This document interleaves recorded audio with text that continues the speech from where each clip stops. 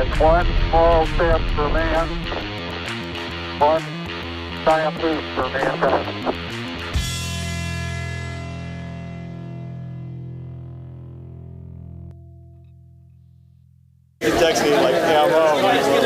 Welcome to Launch Party, live from the Space Bar, where we are counting down to the historic launch of NASA's Artemis II mission and really just celebrating the return of humanity to the moon for the first time in more than half a century. And you know, this is a moment not just for NASA, not just for the United States, but for all humanity. And that's why we are throwing a party for all Earthlings, and we're really here to celebrate the incredible Artemis II crew: Reed Wiseman, Victor Glover, Christina Cook, and Jeremy Hansen. And none of this would be possible without our incredible sponsors who have made my personal dream come true. I have been wanting to throw a launch party like this for almost as long as I can remember, so I am just so grateful to Lockheed Martin for making this possible, the Courtyard Titusville, up here, this incredible venue, the Space Bar, Firefly Aerospace, and the Playalinda Brewing Company and Courtyard. We're going to get to talk to all of these people because they really encapsulate what this whole Florida Space Coast and NASA and the Artemis program is all about. But first, I got to give you guys a tour because this setup is pretty sick. We're just taking you guys along for the ride. This is like a cocktail party, and for those of you that aren't able to make it down to the Space Coast for a launch, this is really what it's like. Although we do have some fun things set up. We've got a kids table over here. I've got my kids down here. Clara and Tommy, 8 and 4. This is their first launch. Never seen a launch before. My son is 3. I don't know why I just said he was 4. Already, we're off to a great start. So we've got some Legos. We've got some crayons. We've got Frank White here. We've got JD, a Blue Origin commercial astronaut. We've got an artist over here who is painting this unbelievable surfboard. This is a vintage 1970s surfboard, which one of our sponsors, Core Surf, has generously donated, and one of y'all can win this. So go to launchpartylive.com and enter to win this surfboard, and then we'll announce a winner at some point after liftoff. So we're going to be talking to all these people in just a little bit.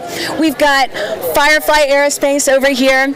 We have Ronnie from Playalinda Brewing Company. They brewed a special Artemis II brew just for this occasion, which I can't wait to sample after liftoff, after the astronauts are safely in orbit. We'll be here for you.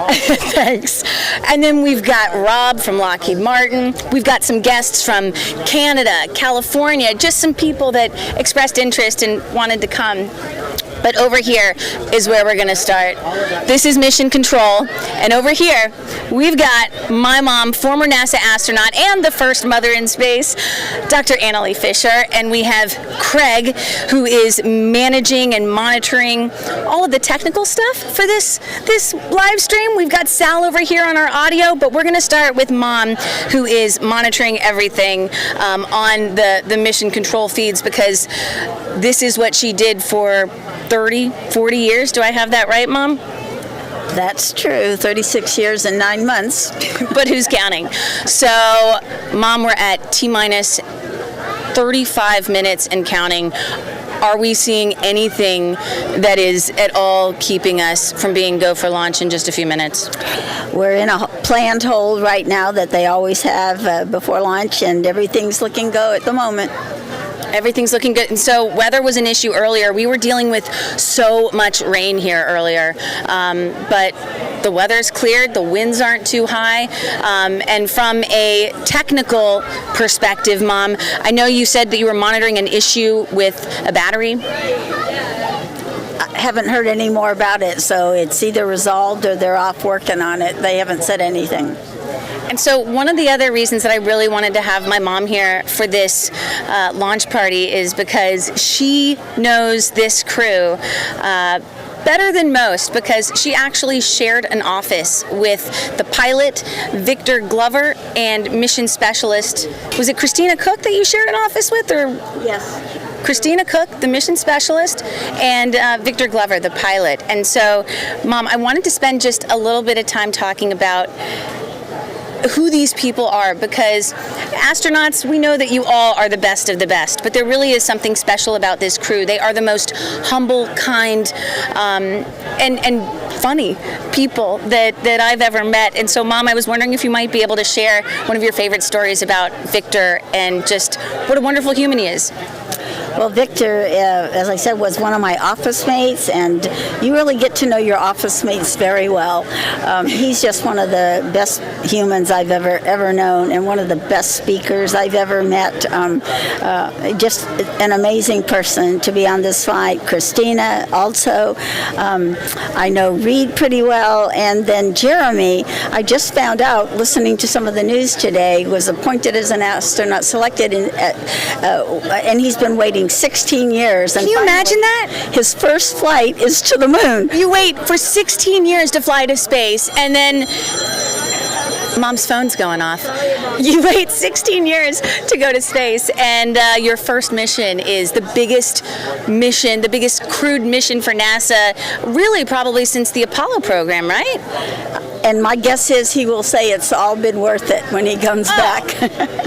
So my favorite Jeremy Hansen story is, I once asked him, gosh, like, Jeremy, you must not mind the delays in launch too much, because it means that, you get to be the prime crew to the moon. And he looked almost hurt, and he said, no, like, I'm excited. I don't care how long this takes, because this is the greatest engineering problem that I'm ever going to get to have the pleasure and privilege of trying to solve. So it just kind of shows you the lack of ego that this entire crew has.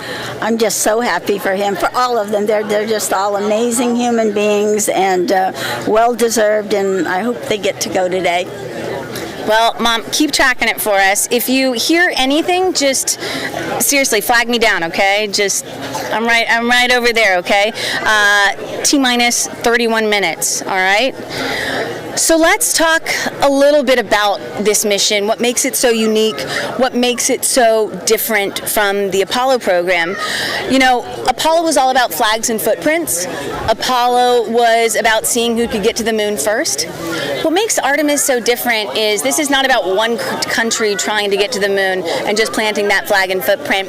What makes Artemis unique is it's an international collaboration, and the goal is to build a sustained, permanent human presence on the surface of the moon, build a true lunar base. And the NASA administrator, Jared Isaacman, just last week finally put a firm blueprint and timeline to those plans to build a lunar base. So this is really just an exciting time, and this Artemis II mission today is really the beginning of building this base on the moon and putting humans there, hopefully forever.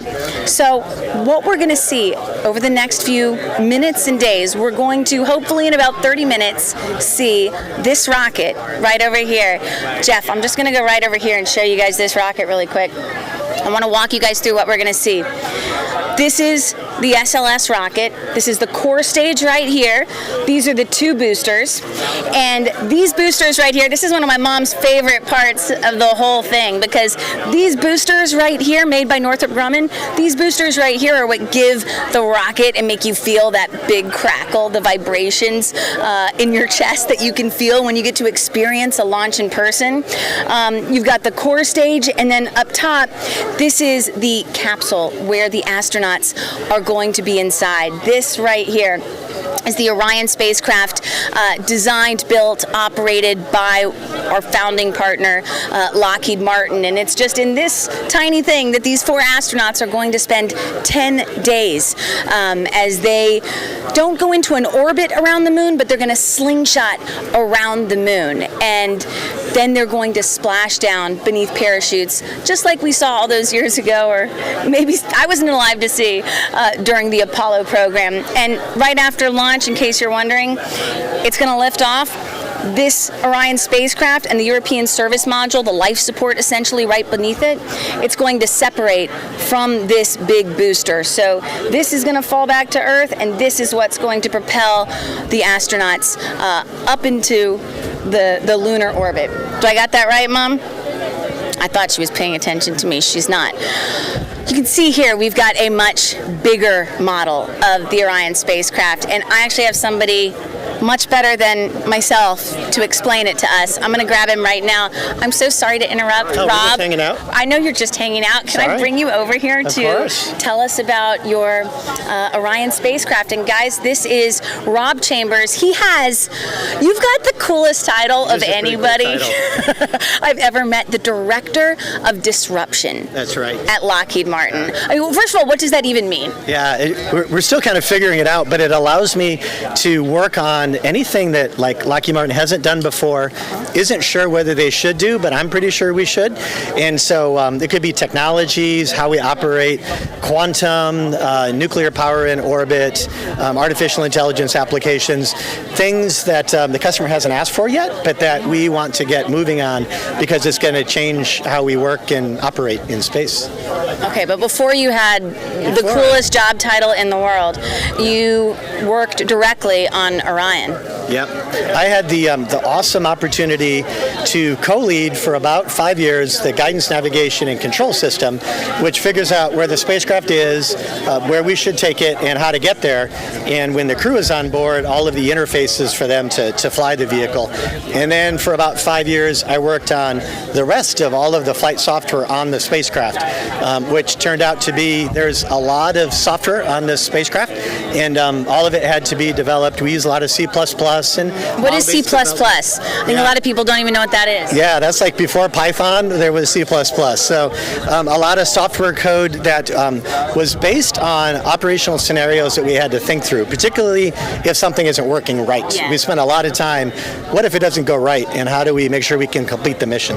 And so can you walk me through what exactly this spacecraft is going to be able to do over the next 10 days? And just remember, I mean, 4 people are going to be inside here for 10 days, and they're not small. I mean, Jeremy Hansen, the Canadian, he's not a small guy. Hey guys, really quick, just want to make sure, do I need to keep holding this microphone up to Rob in order to hear him, or is he good? Just doing a quick little technical check here. How we doing? Hey Sal. Sal's handling our audio. Sal, do I need to hold this microphone up to Rob? All right, I'm going to come over here then. I just started to get worried that you weren't mic'd up. I can take it. You want me to do this one? Yeah. Oh, yes. Yeah. There we go. We're getting a high sign there. Excellent. All We're right, working out the kinks here. So the Orion spacecraft. Walk me through it. Yeah. So the most obvious thing you see is the thing we hope we never ever use, which is the launch abort system. So this thing is what it makes look. In fact, this is the part you can see sticking up on top of the stack. And I just, sorry to interrupt, but just really clear, to be really clear here, this is one of the coolest things about the Orion spacecraft, because the space shuttle did not have this. Correct. The space shuttle had no abort system, so if something went wrong, you ended up having something like Challenger. Yes. This is going to hopefully fix that. We're up on top of the spacecraft, so there's no debris falling down or what have you. It's a great place to be if there's a problem with the rocket, because we can just be pulled away off to either to the water, if we're here near the pad, if there's a problem on the pad right now, or while we're going what we call going uphill on the rocket itself, and it pulls us away from the rocket. Yeah. So Should we take this off? hopefully we don't have to ever use that. So about 2 minutes into the flight, on the rocket, you'll see, and we should be able to even see it with our naked eye here, we're going to see the SRBs fall off. And so those are the solid rocket boosters, the big white things on either side of the orange core. About a minute after that, so 3 minutes in, the launch abort system is going to come off, because at that point we're high enough and there's a low enough amount of atmospheric drag that if there were a problem, we can abort with our main engine on Orion. So about 3 minutes in, the last will come off, and it'll reveal our beautiful spacecraft. So this is the crew module, and it looks just like Apollo because physics hasn't changed. But it is sleeker, I think, it is a little than sleeker. The Apollo capsule. There is a 2.5 degree angle difference that I personally led the team on, just so you know, because I know you looked at it and said, this appears to be 2.5 degrees different than Apollo. Exactly, because this model is perfect. But we did tweak it a little bit to get more room up top. If you were to open it up, though, which we shouldn't do on orbit, but if we were to open it up in our minds... There's not like a little door in this mock-up that we can open? Not in this mock-up, no. Just kidding. But inside, we've got 4 sets of flight computers, each with 2 processors. We have an entire backup system. We have an emergency system the crew can use if things, progress down. Those are the types of things we didn't have on Apollo. Yeah. So that's the crew module. The service module is pretty interesting for everybody watching the webcast, all the students. Sure. I hope that they know that units are important, because the front end of the spacecraft is in English units, because we make that in the States, and the back end of the spacecraft comes from Europe, and it's in metric units. And so we actually have to handle all of our unit stuff on board. As a controls guy, I find that fascinating and challenging, so I'd share that. The service module here is what keeps the crew alive, that provides their propulsion, it provides the power with our solar arrays, a lot of life support, water tanks, and so forth. As we go out past the moon and come back, though, right before we reach the atmosphere, the Orion capsule, the crew module, will come off, and that's what the crew rides all the way in, and the parachutes come out, and then we pick them up with the ships. You know, one of the things that I think this crew in particular is so excited about is that this is the first time humans have ever gotten to pilot a new spacecraft. And Reed Wiseman and Victor Glover, the pilot and the commander, they're going to actually get to take the controls and fly this thing manually at some point, which is every test pilot's dream, right? Yeah, they're gonna as we come off of the upper stage, or the core stage, and the upper stage, they're going to turn around and perform some maneuvers to test out some of our sensors, our cameras, the handleability. They'll give us a handling rating for the spacecraft, which I'm anxious to hear that we pass with flying colors. Sure. Yeah, that's right. And that gets them set up to then perform rendezvous and docking with other spacecraft in the subsequent missions like Artemis III. So they test these systems out manually. They do a lunar flip. I say they do a lunar flight. I mean, I am just glossing over this, right? They're flying farther into space than any humans have ever flown on this spacecraft. To be clear. And then they're going to come back. They're going to return to Earth, re-entry, and of course that's, you know, one of the other big dynamic moments of any launch or mission is you've got launch, you've got re-entry, and that's when Orion's heat shield is really going to be tested. There were some concerns about it after Artemis 1, but you guys made some changes. What were those changes, and how confident are you guys feeling about it? Yeah, it's actually fascinating. So the Orion, for a guidance and control guy, so I'm going to geek out for just a moment. Hopefully that's okay. When Orion comes in, we actually do what's called a skip. And so if you think back to Apollo, if you remember from the videos and magazines, they were all in the middle of the ocean, and that's because they had to sort of just come in and land, splash down in the middle of the Pacific. What they wanted to do was to skip through the atmosphere and come all the way to California. They had all the algorithms figured out, but they didn't have good enough computers to run them. We do now. So we actually come in, we float up above the atmosphere like skipping a rock over the water, and we come down near California. What that means is there's a long time when we get really heated up and then we coast. And with the old heat shield material, if we sat at that temperature for a long time, we would get some stuff would pop off. So we had to change the ingredients a little bit to allow us to come in and be able to sit at that temperature for a longer period. So is it a steeper or a more shallow entry? It is a more shallow entry. Yeah, it is. The reason I look up and think, so depending on where the moon is, how high in the sky relative to where we're coming in orbital mechanically, we either come in from the south or from the east. I see. Or from the west to the east. So depending on that azimuth, depending on the direction we're coming, that defines whether we skip and we sit out there for a long time or whether we come in a little more steeply, like you said. So steeper is faster and is easier, and that's what we're doing here on this Artemis mission. So if you had to put in perspective what really sets this spacecraft apart from the Apollo program, I mean, I think people see it. There are so many similarities, but this is a spacecraft for the modern space age. Oh my gosh! So Orion is designed for 1,000-day missions, which means to Mars and back. Now, you wouldn't fly 4 people in that little capsule for 3 years, because I don't think you'd bring 4 people back. You probably wouldn't have 4 people when you're halfway out there if it were up to me. But coupled with some habitation, some volume, science, this spacecraft is capable of being that command deck for those long missions. So what it means is enormous redundancy on the computers, on the communications. We have gigabit Wi-Fi, which is actually pretty cool. The end of the solar arrays, and by the way, Apollo, if you remember, we didn't have these solar arrays because they had fuel cells, batteries. But these solar arrays are selfie sticks. There's a GoPro at the end of every one of them, just on Wi-Fi Wi-Fi. The Wi-Fi repeaters are on the underside right here. GoPro, just Ethernet pictures looking back. That and the sheer amount of what we call Delta V, the amount of propellant we carry, allows us to do more than the Apollo folks could do, and therefore get into and out of more difficult orbits. So there's one more thing I want to talk to you about before I let you get back and like mingle with the party a little bit. Can we come over this way? I want you to talk to my mom for a minute because she's got a funny story. So Mom, I'm here with Rob with Lockheed, who he's now the director of disruption, but he used to work on Orion. Yeah. And my mom, back when she was in the astronaut office, she worked on Orion as well, back when it was called the Orion Multi-Purpose Crew Module. Yeah. And Mom, when I asked you what your great contribution was to Orion, what did you tell me? The potty. The infamous bathroom. We had a review of the cockpit layout, and I asked what the plan was, and they said they weren't going to have one, and I said, wrong answer. Amen to that. We've come 50 years. There are some basic things that we should be able to do. So Reed, Victor, Christina, and Jeremy, you can thank my mom for the upgraded restroom facilities. Yeah. 4 computers and a toilet. I left the toilet out when we talked. Yeah, and more, and displays, So we are now, let's see, T-minus 17 minutes for launch. Oh Mom, are you counting, is there anything going on that could stop? Battery system is cleared. Launch abort battery system issue is cleared.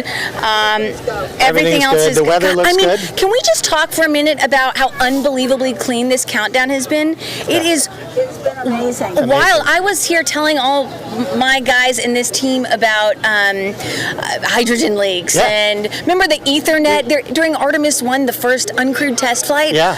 Like 10 minutes before launch, there was an issue with like an Ethernet port, and we were like, "Really?" Of all things, we have the best cryogenic seals ever known to humankind today. I think, because there was just no flow issues whatsoever. High rate fill and all that was fine. Pressurization. Okay. Even we had some first time things that we had to do, like get the crew inside and bottle up, and then do the pressure test, and that went up fine. So amazingly smooth countdown. Knock on.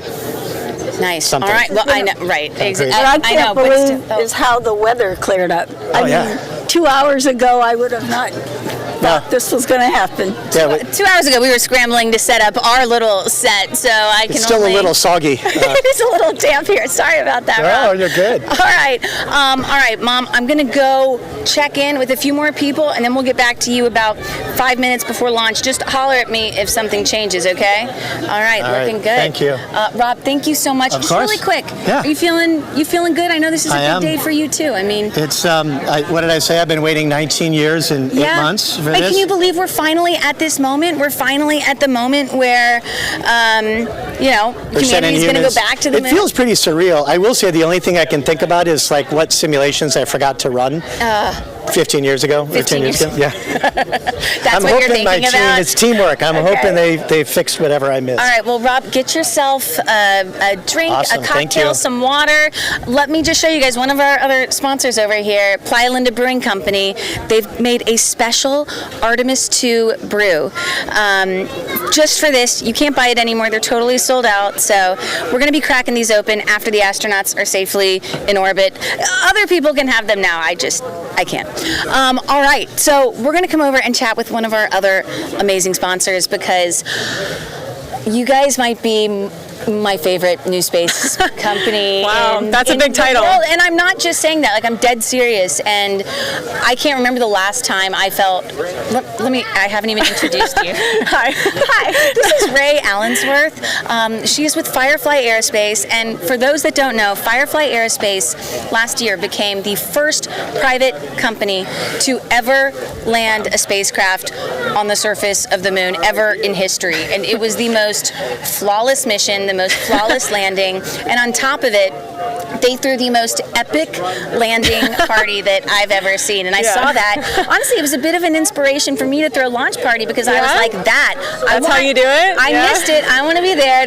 You guys set the bar, and I'm just you have to come to our next launch party. I'm insisting. You have to. So, Ray, how does it feel to be here today? Look at this mean, Launchpad's right over here, guys. Yeah, you couldn't ask. I mean, this is beautiful. It's so perfect. I was talking to one of my coworkers today, and it was like a little over a year ago that we were launching and landing, and I was like, it's very like deja vu, but also like it's amazing to be back. I mean, obviously, this is probably a little less nerve-wracking for you. I don't know. I mean, yeah, really? probably personally, it's a little bit less. Yeah, I've definitely gotten more sleep leading up to this launch than my own. Sure. Yeah. But there are human lives on the line here, which you all with your Blue Ghost lunar lander did not have to do. Hey Craig, can we cue up that video of Firefly, Aerospace, Blue Ghost landing on the surface of the moon, because it was the most incredible HD video that HD 4K, what am I saying? It's beautiful. It was so awesome, and I think it really reinvigorated and inspired people in a way that few images have since, except for maybe what we're about to see with the launch of Artemis II. What was that moment like for you as you were sitting in your mission control watching it land? It's so weird, the different points in time that I think back to it, I feel differently about it. I kind of remember different parts of it, but it was just like, you work on something for so many years and it kind of builds up to a point, and so it went so well. Our mission operators were just like, they were so calm, honestly, they were so well prepared for that mission, and then when it finally touched down and you see the landing sensors going off, it was just like, I think the most amount of joy I've ever felt, like in a single moment. Just like pure, yeah, I think I like took a deep breath finally in a while. It was amazing. So that was Blue Ghost 1. That was Blue Ghost 1. Blue Ghost 2 is coming up, and just so y'all know, what Firefly and other companies are doing that are part of something called the CLIPS program, NASA's CLIPS program. These are companies that are building robotic or uncrewed lunar landers to land on the surface of the moon, but these missions all directly support what we're about to see launch in just a few minutes, the entire Artemis program, and an astronaut someday living and working on the surface of the moon and building a base, right? Yeah, absolutely. You got it. That's exactly right. CLIPS is meant to be a precursor to Artemis, and I think that's what's been really amazing over the last few months. We got all this data back from Blue Ghost Mission 1, and now we're starting to see all these scientific papers and studies and presentations come out, and all that data is to make missions like this successful and to help humans return to the moon. So, I'm so excited for this launch, and hopefully, we're a small piece of the puzzle that is helping the astronauts be successful. And what about Blue Ghost 2? Yeah. Do we have it? Give me your. I don't want to make you spill the company secrets, but do we have an updated timeline for it? And I know it has some really cool payloads, and it's going to the far side of the moon. I mean, only the Chinese have done that, correct? Yeah. This is something that no American spacecraft has ever done. Absolutely. So, Mission 2, we're still working on narrowing in our launch window. You kind of start at a wide launch window and you narrow down, but Mission 2 has amazing payloads on board, like you mentioned. One of them is Lucy Night, and that's going to be, like you mentioned, we're on the far side of the moon, and that's to look back at the cosmic dark ages. We'll be in a radio silent environment, so that's an amazing payload in and of itself. But then we get to bring along other commercial customers too. So we have a UAE payload, a Canadian payload, an Australian payload. So it's one big family, going to the moon together. And when you talk about sort of the future of Firefly and where you see this all going, I mean, just last week the new NASA administrator Jared Isaacman said that big announcements. You guys and everybody else in the CLIPS program are going to be responsible for launching monthly moon missions. I mean, you don't have to go every month, but that there are going to be monthly robotic landings on the moon starting in 2027. Yep. Can y'all do that? I think what's amazing about what CLIPS has set up is that, we've got, these designs and we've vetted them out and we're successful on one. And so they really are challenging us to start repeating that and go faster. And I think we've spent a lot of time and invested a lot of resources and thoughts to make sure that we can do that. We can step up to that occasion. I thought the ignition, all of that content that they put out last week is so exciting, and we can't wait to be a part of it. And it really all starts in just about T-minus, I think we're at T-minus 10 minutes. Oh, do I we? have that right? T-minus 10 minutes, guys. I think Are we really doing this today? I think so. It's so. I'm censoring myself right now. Like the things I want to say, I don't want to say because I don't want to jinx it. Save it. Yeah. But I'm just gonna keep it buttoned up. But we are, as of now, under T-minus 10 minutes to launch. Ray, stick around. You're gonna be here for the whole party. Absolutely. I'm just gonna mingle with some other folks really quick, get a pulse check of where we're at, and then we're gonna be moving over here to see the launch. Guys, the launch pad is right there. All right, Ray, I'll see you in just a little bit. You bet. Come on over this way because I want to do a quick check-in with Emily, our artist, who has painted this beautiful surfboard. Let me give this to you, Emily. I just came over. What are you drinking? That looks very festive. I just said whatever, a surprise. I'll take that. So this is a custom 1970s vintage surfboard. Emily has painted this Artemis II rocket on it, and you've done such a beautiful job. I absolutely love it. And you know, this is really an ode to where we are standing here. I believe that this place, the Florida Space Coast, is like truly a sacred place, right? Like this is where humanity first learned to leave Earth, really. And so I just wonder what it was like for you to paint this and to be here today, and if you feel a kinship between surf and space. Oh, it's a pleasure. I love surfing and I love art, and I'm like so stoked to be here, and thank you for the invite. Of you know, course. once to commission me to do it, I had so much fun. Of course. Well, thank you so much for doing this. And guys, if you want to win this surfboard, you can do it by going to launchpartylive.com. Can I steal this? Because I want to just bring Dennis in over here. Dennis, one of my very good friends, met you while out surfing, and we came over to your surf shop, and I was so inspired talking to you and telling you about Launch Party and what I'm trying to do here. And yeah, this is epic. We're really stoked to be here. how has it been growing up here on Florida's Space Coast to now be this close to launch of such a huge mission? You know, it's unreal. I never thought that. For a long time, I thought the rocket thing was going to be done for a long time. I didn't know it was going to make a comeback, and now it's made a comeback, and it's growing so fast. And every time you turn around, there's like something new happening, and we're going back to the moon, and like everything. It's just unreal. What do you see are the similarities between surf culture and space culture?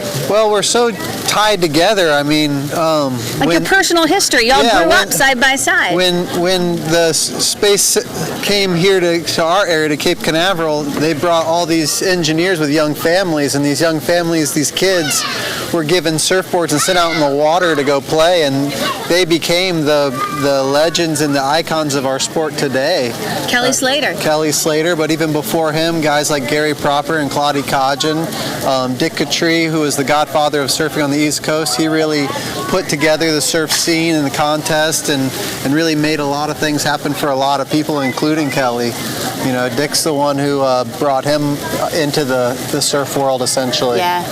And for so long, you know, astronauts have come here, brought their families here, their children here, to see this really special place. That's what. Oh, hang on, guys. I'm so sorry. I think we've got to hold in the countdown. Dennis, can I come back to you in just a minute? I want to go see what this is about. I'm going to head on over to Mission Control. I'll see you guys in a second. Ooh, some fruit. Hang on. All right, we've got a hold in the countdown? No, that's a planned hold.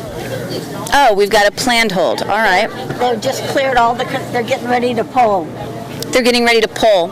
So this is the final go, no, go readiness poll? Yep. I think she wants to listen. See, this is what my mom does. This is why I put her here. She really wants to just focus in and listen. So where we're at in the countdown at T-minus 10 minutes. I'm going to move away. My mom wants to listen, and I'm clearly distracting her. They're polling.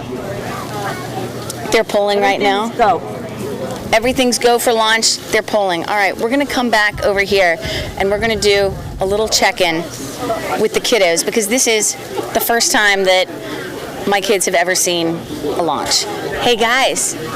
Hey. Hi. Come here.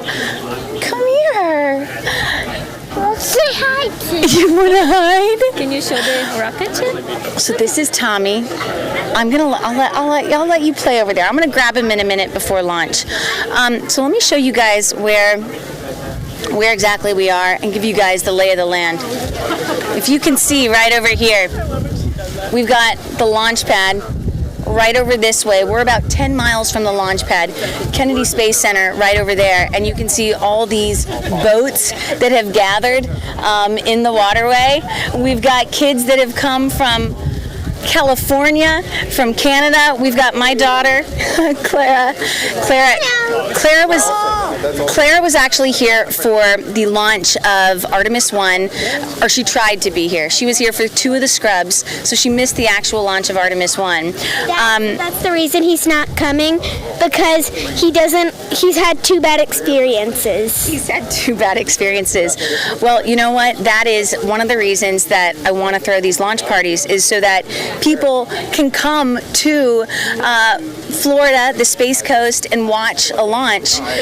And even if it's scrubs, they're still here at a party and having a good time. But what is the only Space Coast in Florida? Are there other places, like Jamaica? Well, there is the Space Coast, the Florida Space Coast, where we are now. That's where most of the launches are from, but there's other places in Texas, in California. Those are the big launch sites in the United States, but there's more around the world too. Okay. Would you like to see a launch today, finally? Yes. I can't see it. I can't see the pad because there's too many people in the way to use my binoculars. You know what? We're gonna get you a chair when it gets time. As soon as we get out of this 10-minute hold. And I know my mom shooed me away last time, but I'm gonna go back here because I really want to know what's going on. At T-minus 10-minute hold, totally natural, totally normal, nothing to be worried about. But I want some more details on what's going on. So, Mom, I'm going to pull you away. What are you hearing? Well, good news. Nothing's going on. Everything's going smoothly, which is how you want it. The count is going perfectly, no issues, and they just, the flight launch director just wished them good luck and gave a very nice, send-off for them. So The launch director did a big send-off? Well, wished them good luck and a successful mission, and said, you're taking all of us with you. So that's it. Nothing much more to say. Well, that's big, and what? This is what you want. Nothing. This is exactly what you want. You want nothing, and these final go no go polls are really quite a moment for everybody in the Launch Control Center, which is the firing room. That's where NASA's administrator Jared Isaacman told me that he's going to be, which is pretty unusual for the NASA administrator to actually be in the firing room where the decisions to launch or not launch are going to be made.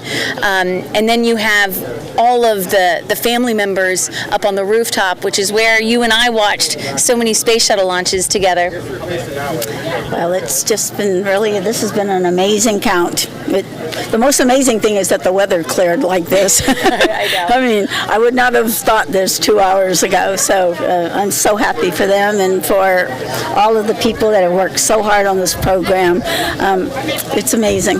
Mom, what does this moment mean to you? I mean, you flew to space in 1984. You probably thought that we were going to be back on the moon a lot sooner than that. There have been so many delays, so many setbacks, most of them not technical, most of them political, really, just not getting the funding, programs being canceled. But for us to be at this moment now where Artemis has survived 2 presidential transitions, and now here we are potentially 10 minutes before launch, man, what does this moment mean to you? I just wish I was up there. But if it can't be me, I'm glad it's these 4 people. They're just amazing human beings, and I'm just glad for our country, for all of the people who work so hard on this. I mean, the astronauts are just the tip of the spear, and there's just so many people that have put their life and all their work into this, and I'm just so happy for all of them, and Godspeed. How nervous were you before, at this moment in the clock, T-minus 10 minutes?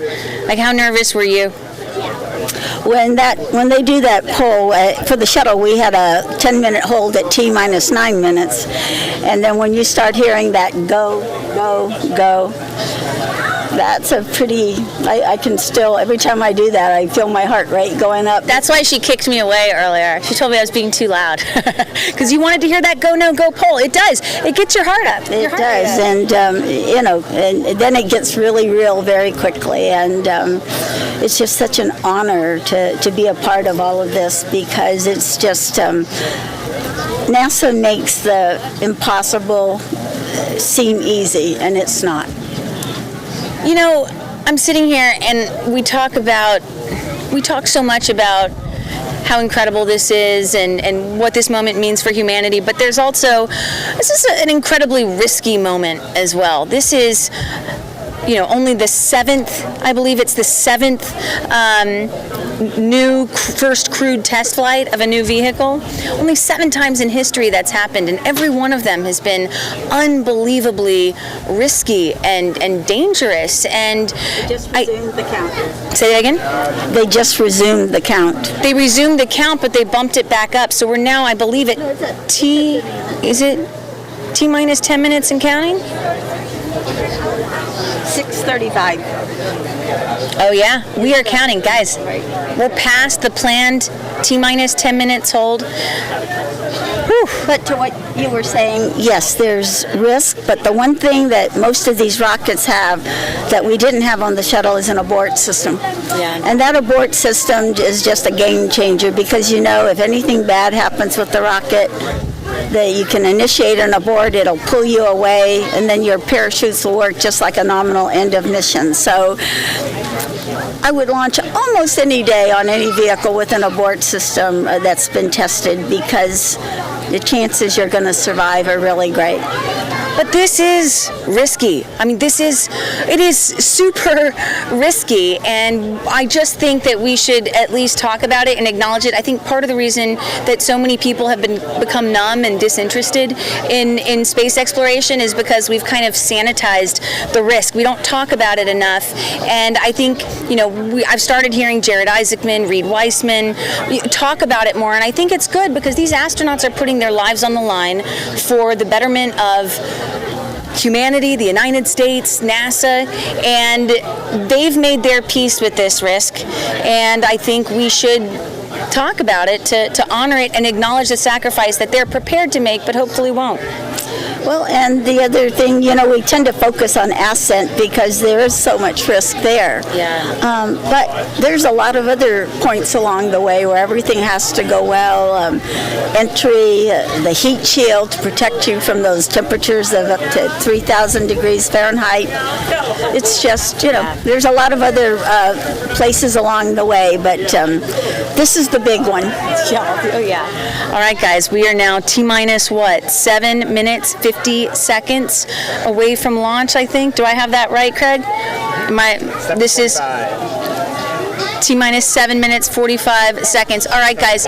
So for those of you watching, Craig, what is your plan? Like, how are our viewers going to be able to see the launch? Are we going to put us up side by side with them? If viewers, we want you guys to stick around, but I know watching the launch is very important to you, so don't worry. We're going to make that happen for you, right? Yeah, we're going to be on a split screen, just like we are right now, and we'll have you both watching at the same time. All right, guys. Thank you, Craig. Thank you, Mom. Guys, I'm going to go gather the troops, and I think we're going to go get ready, okay? We're T-minus 7 minutes to launch, so we're getting close. All right, guys. I'm going to gather my kids. This is quite a moment. Guys, we're getting close. T-minus 7 minutes? How y'all feeling? We're very ready. Ready? Very ready. Oh, man. All right. Really quick, somebody that just stopped in at the party. Oh, hey! Oh, my gosh. Moon Day. Happy Moon Day. It's so good to see you. Good to see you too. Guys, this is Orion Cornell, very important person at Blue Origin. We once hosted a little webcast together not too long ago, and it was one of the highlights of my career. So all-women flight. Thank you for coming. This is amazing. I would not miss this. I mean, you can't have a better view. Let me grab my kids quick. Hey, guys. Children, come on, let's go check out the launch. And why don't we bring these chairs over? We're getting close. Yeah, let's all go see the launch. Come on, Tommy. Come on, Clara. Here, I'll carry this for you. My name is Adam. Your name's what? Adeline. Are you excited to see a rocket launch? Let's go. Yeah, bring your binoculars. Let's go, guys. Let's go. All right, come on. Come on. You guys mind if I bring some let the kids get up here a little bit? Oh no, you guys go ahead. No. Let the kids go. Clara, why don't you come over? Okay. I'll hold you. Come over here. All right. Oh, I'm gonna hold little Tommy. So this is Tommy's first ever rocket launch. Yes, babe? Put this on your eyes. Oh, you want me to put this on my eyes? Wow. Yeah, it's the wrong way. No. You can see it. You got it. We're going to look at the rocket out over here. I can see. You can see? I'm going to put you up here. There you go. Mommy, can I see the Here, stand right here. See? They don't care if a rocket launch is about to happen. Hi, Dada. Can I let you watch Tommy here? All right, I'm going to let you guys, all right, so I just want to share a little bit about what I'm thinking and feeling before launch, because man, I've been waiting my whole life, it feels like, for this moment. I have wanted to see humanity return to the moon for as long as I've been alive. I've heard these stories growing up with 2 astronauts as parents, and man, Alex, I cannot believe that we're actually here at this moment and so close to liftoff, and I'm feeling all the nerves, right? Where would you like me to go for launch, Alex? Where would you like me to be? All right, we're gonna go over here. Mom, you wanna come over this way?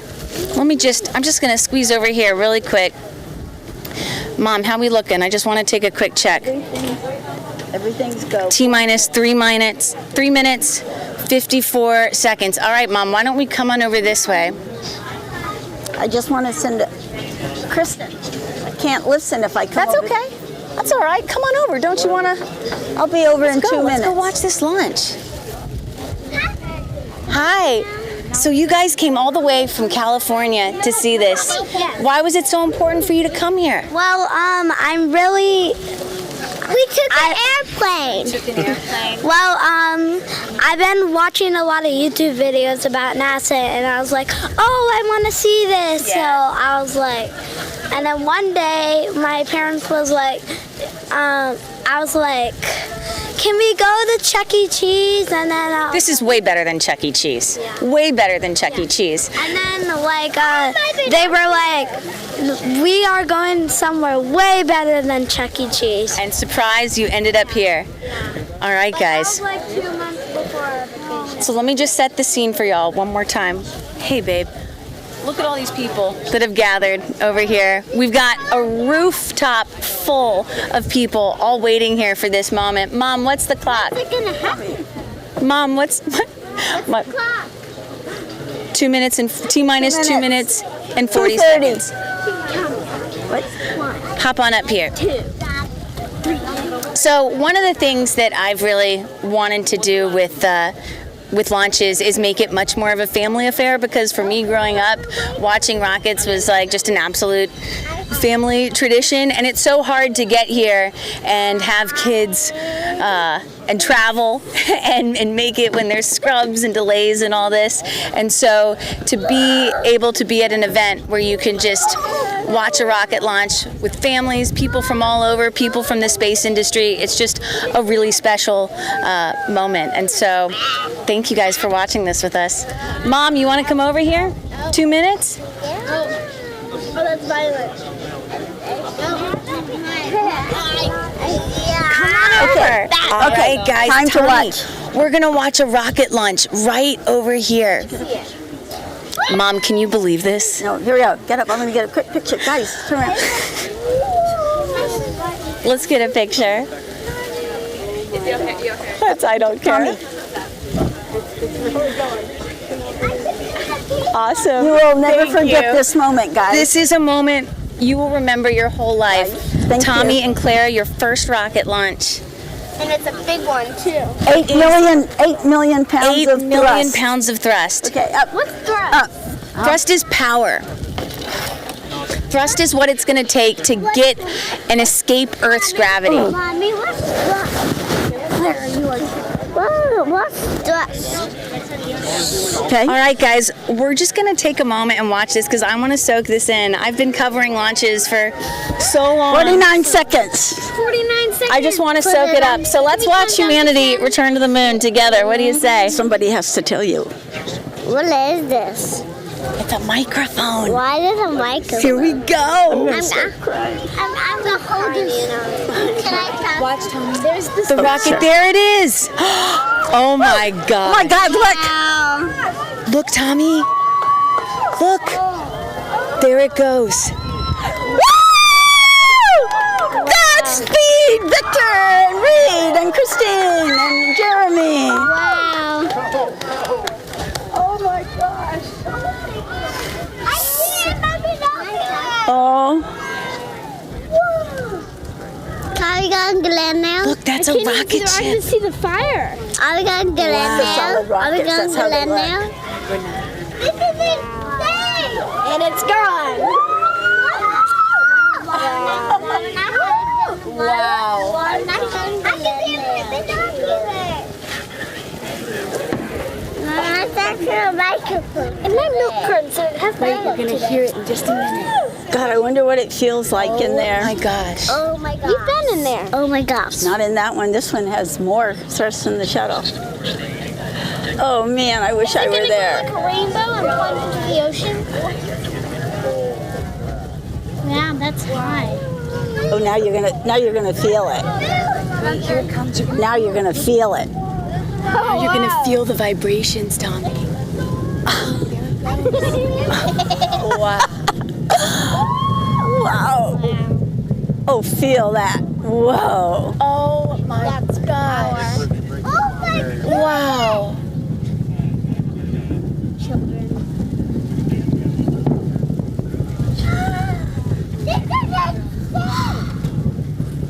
Oh my gosh. That's I'm just stuck with my microphone, please. Oh, America is great. Have we beat China in the space race yet? We're on the way. That Woo! Woo! Ow! It doesn't even look like smoke. It looks like some metal cloud. Now it's just Wow. a tiny spark of ember. Look at the cloud. Just drop the boosters. Perfect. They're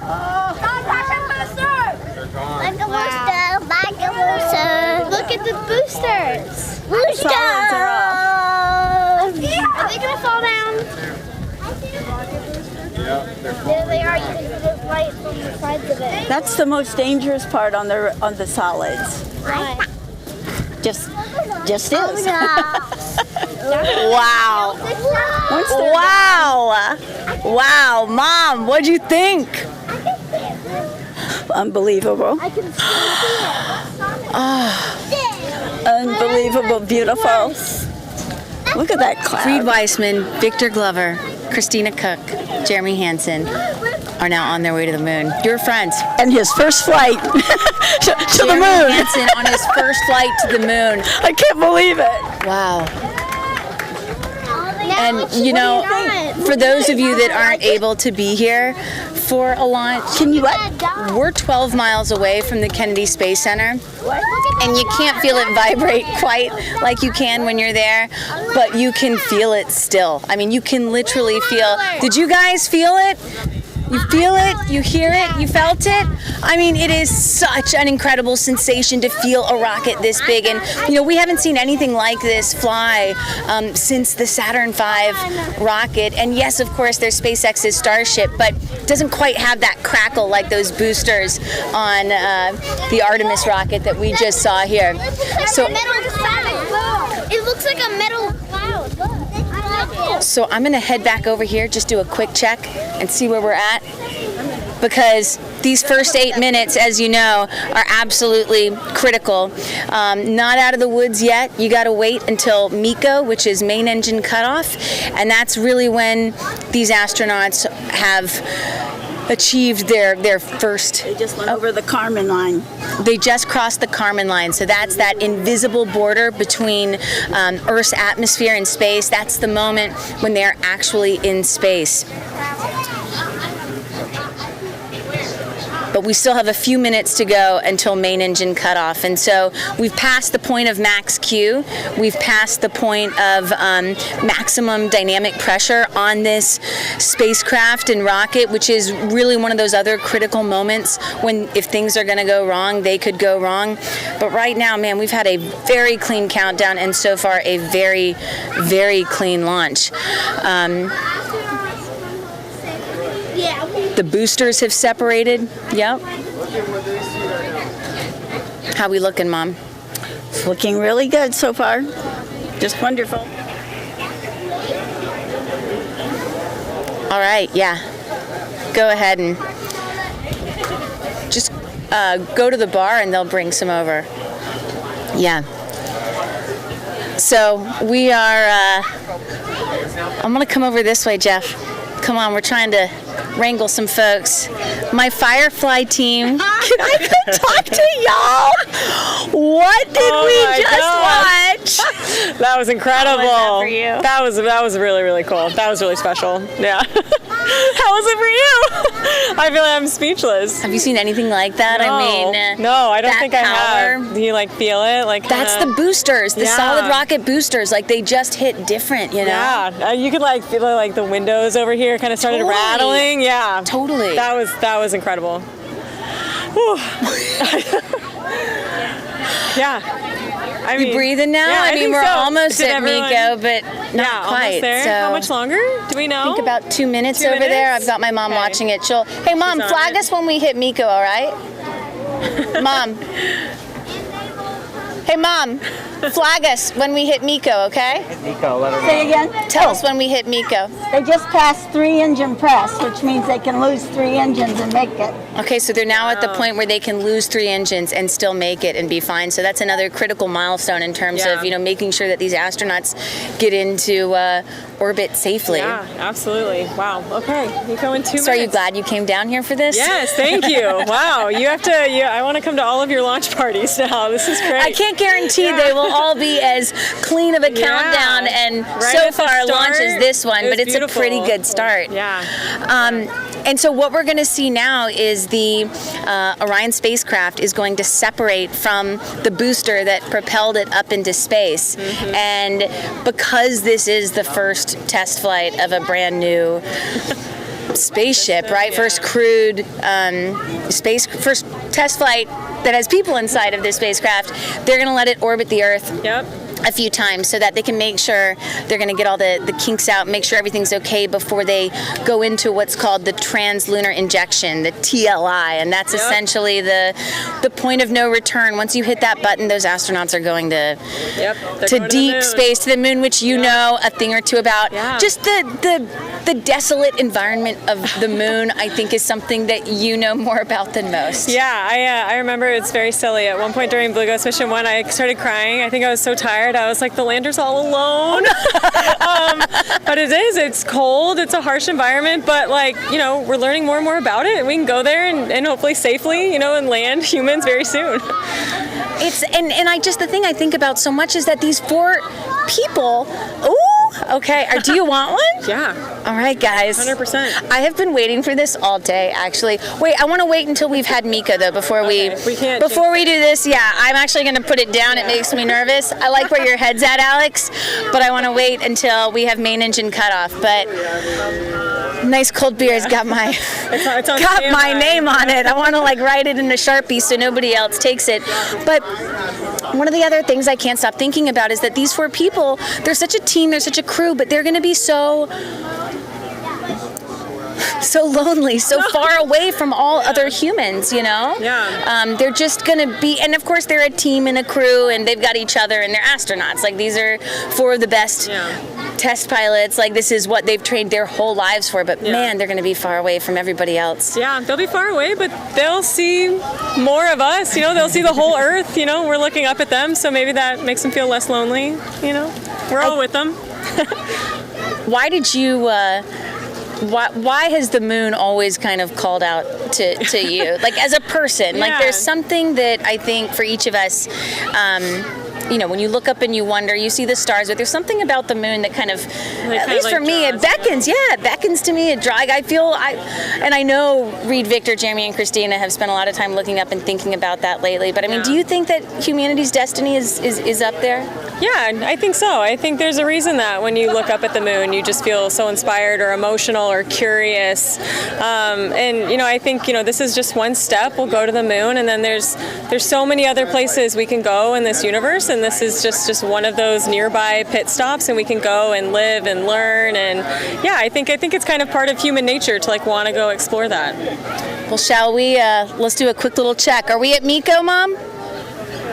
Are we at Miko? It froze. Her computer froze. Or stage separation. Right. Well, we've passed Miko. It froze. All right, we've passed Miko. We're good. Incredible. All right, we've hit main engine cutoff, which means that the Artemis II crew, after a flawless countdown, a flawless launch, they are now safely in orbit. They have many more. More trials, more miles to go, but for now they are safely in orbit, which is just a massive milestone. So I think it's safe for us to. Is it time? I think so. Let's gather some people together for a toast. What do y'all say? Come on. Hey guys, everybody want to come together for a toast? Oh, I have a question. You want to everybody bring your drinks? Frank, come here, guys. I have a question. Can we come? What? Can we come? Yeah. Yeah, you got. I mean, you need some water or something. Can you grab some water? Do you think the Artemis II launch will successfully touch down during splashdown? I hope that it will successfully. Hey, Clara, would you just step right over there? I hope that it will successfully splash down after a 10-day mission. It's going to splash down under parachutes. I think it will. I really think it will. In San Diego, you know everything. All right. I'm a NASA whiz. That's what I do. Say that again? I'm a NASA whiz. I try to make people laugh. You're doing a great job. All right, guys, Mom, get over here. We got to do a toast. Okay. Y'all, thank you so much for coming here to this launch party, for being a part of this, and for just being with me to celebrate this incredible milestone for humanity to return to the moon for the first time in 50 years, and hopefully this time we're not going to leave it. Hopefully this time we're here to stay and extend consciousness to the stars and beyond. So to all of you here who have helped contributed to spaceflight, thank you. And to my family, thanks for coming. But most importantly, to everybody at NASA who has made this mission possible, who's worked for decades to make this happen. To Mom, who worked on the Orion capsule before it even knew it was going to be bound for this mission. And most importantly, to that brave crew who just embarked on one of the riskiest test flights. So good luck, Godspeed to the crew of Artemis II, and we're gonna kick off this little launch party in earnest, right? Cheers, guys. Cheers. Cheers. Cheers. Cheers. Cheers. And cheers. Cheers. Clara. Cheers. Awesome. Cheers. Cheers. Like, what am I cheersing? The microphone or the beer? There. And congratulations. Yep. I love you. Thank you so much for coming and doing this. Oh, it was fun. All right, guys, this is not over yet. We're just having a moment. Yes. Party is just the beginning. We're gonna keep going. I have so many other people to talk to that I haven't talked to yet, and I want to go talk to Ronnie, who actually made this incredible beer, which is very hoppy. It's a double hop, which is It is strong. I'm going to have to pace myself. Is this 8? I'm looking at this now. It's 8%. It doesn't drink like a double. It doesn't drink like a double, but I was busy getting things ready for today. I didn't eat the biggest lunch, so I'm going to pace myself. And then I'm going to talk to you, Frank White, because I have a lot to talk to you about in just a second. And JD, he's a commercial astronaut, flew with Blue Origin twice on its New Shepard spacecraft. So we're going to talk to all y'all. We can just stay right here. But first, Ronnie, this is Ronnie's with Playalinda Brewing Company. They're just down the road. Can you grab that mic, because Yes. it's a lot better when you have one too. Oh, thank you. I saw this on Instagram. All right. Hey, that's all thanks to Heather. Heather is our marketing manager. Hi, Heather. It's so nice to meet you. I don't know what I would do without her. I saw this on Instagram, and I was like, they have to be a part of Launch Party. This is exactly the kind of vibe that we're going for here. Mm-hmm. Why do you do this? Why do you create these special brews? Because they're awesome. So I mean, we kind of have like most of our beers at Playalinda are either like kind of beach themed, because it's obviously in the name, Sure. beautiful beach. But then the other half of our beers are really space themed, because, well, this is right here. I mean, the brewery's only 2 miles up the road from this spot. But yeah, Artemis, like Playalinda first did the first Artemis beer, which was a pale ale back in 22. So anytime there's something that we really think that's super impactful to the community, we really try to help jump in and get that extra exposure for what the Space Center is doing with our consumers. And so you guys have made lots of different brews. What are some of the other missions that you've made special brews for? All right, so the other missions, Heather would have to list all of them for us. But you do them for other missions too, right? Yeah. We'll do another one. So we actually are going to be doing, for the Apollo anniversary, we're going to be using an Apollo hop, which is a hop variety that's going to commemorate the Apollo missions. It's an Apollo hop? Yes. Oh, okay. So luckily, even with hops and beer, there's a lot of science involved into it. Oh. Right? So, of course. So you get a lot of cross, and they come up with new varieties.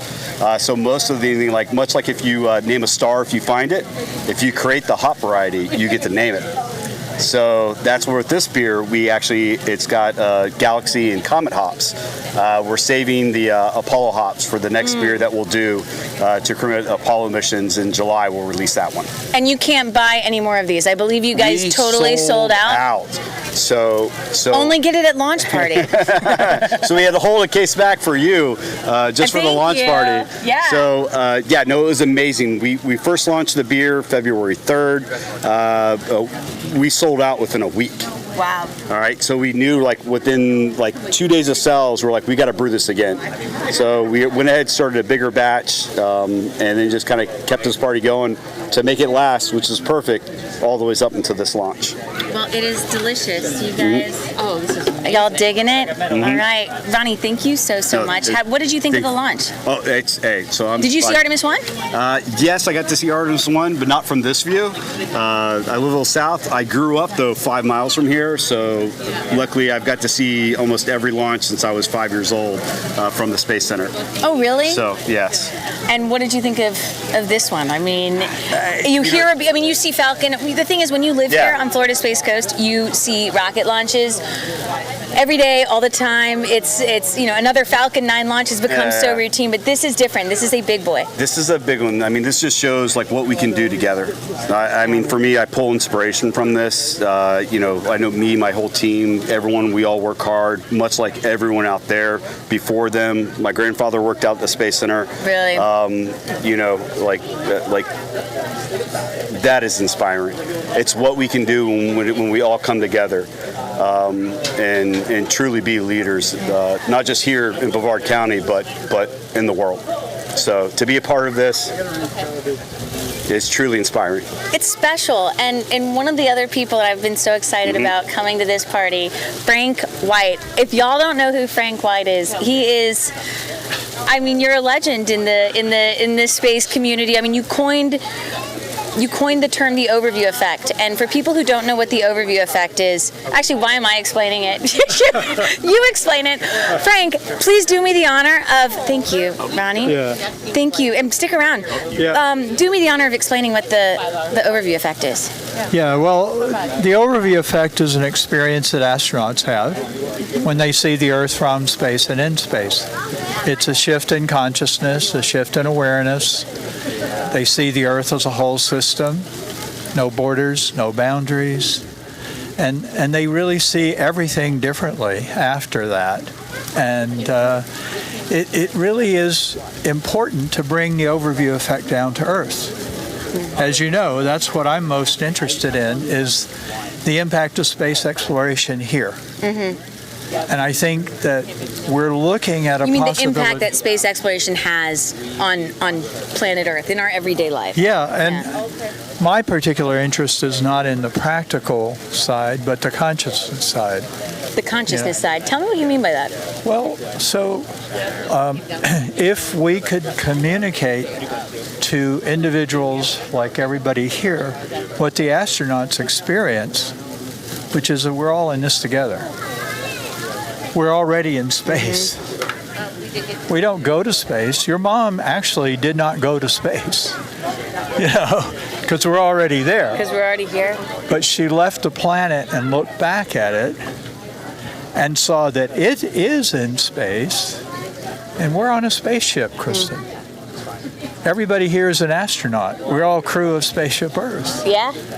If everybody got it, I don't think we would treat each other the way we do. I think you're right. I think that's one of the things that made New Shepard so special with Blue Origin. Yeah. For those that aren't familiar, Blue Origin had this, it's still around, it's just on pause, this program called New Shepard, where they would take astronauts, commercial astronauts, on a suborbital space flight. Lasted about 11 minutes, and you got to see exactly what you're describing, the curvature of the Earth, the vastness of the universe, and the pale blueness of Earth as our collective home. And that's something that JD right here got to see as a commercial astronaut with Blue. Did you, JD, experience the overview effect like Frank's talking about?